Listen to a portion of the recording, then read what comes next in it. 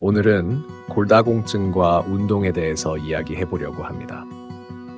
2013년부터 2020년까지의 노인 낙상률을 보면 2020년에 코로나19로 인한 사회적 거리두기 등의 영향으로 일시적으로 감소한 것을 확인할 수 있지만 전반적으로 낙상률은 증가하는 추세를 보입니다.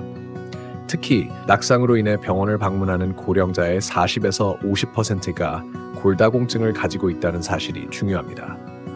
연구에 따르면 고관절 골절 후 또는 고관절 수술 후 1년 내 사망률이 27.3%에 달하는 것으로 보고되었습니다. 장기적으로도 고관절 골절 환자의 사망률은 일반 인구에 비해 3배 이상 높은 것으로 나타나며 7년 내 사망률이 73.6%에 이르는 사례도 있습니다. 이 수치는 고관절 골절이 얼마나 심각한 건강 문제인지를 잘 보여줍니다. 골다공증을 예방하고 관리하기 위해서는 먼저 뼈의 성질에 대해 이해할 필요가 있습니다.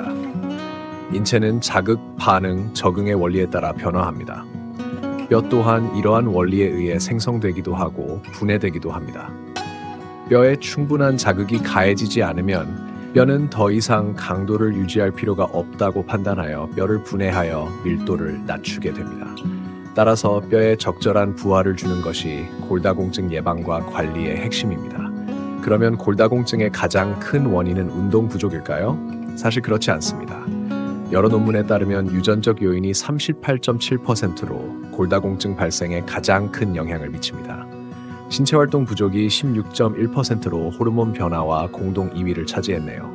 하지만 우리가 노력해서 바꿀 수 있는 부분이 약 60%에 달한다는 점이 중요합니다.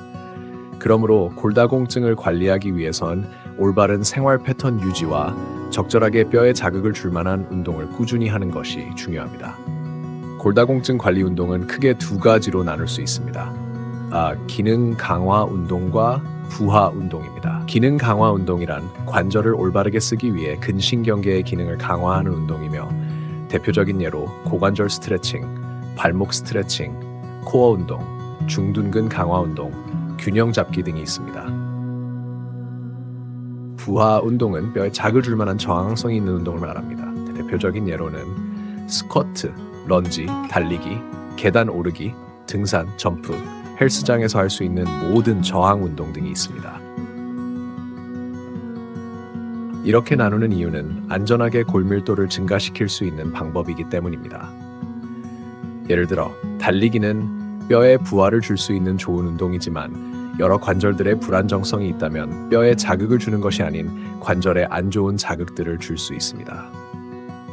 또한 약한 엉덩이 근육은 균형 잡기를 더욱 힘들게 할 것이며 낙상과 같은 부상의 위험을 증가시킵니다. 따라서 뼈에 자극을 줄 수 있는 부하 운동을 하기 전에 코어 근육 강화, 관절의 가동성, 밸런스 운동 등 기능 강화화 운동을 먼저 하거나 병행하여야 합니다. 골다공증을 예방하는 자세한 운동법을 잘 모르시겠다면 가까운 헬스장이나 운동센터에서 전문가와 상담한 후 올바른 지도하에 운동법을 익히는 것이 좋습니다. 잘못된 운동으로 병원을 방문하게 되면 치료비는 운동비의 몇 배가 될 것입니다. 이처럼 운동은 골다공증을 예방하고 관리하는 데 있어서 선택이 아닌 필수적인 요소입니다. 뼈가 약해지기 전에 뼈에 좋은 자극을 전해보세요. 건강을 지키는 첫 시작은 예방입니다. 감사합니다.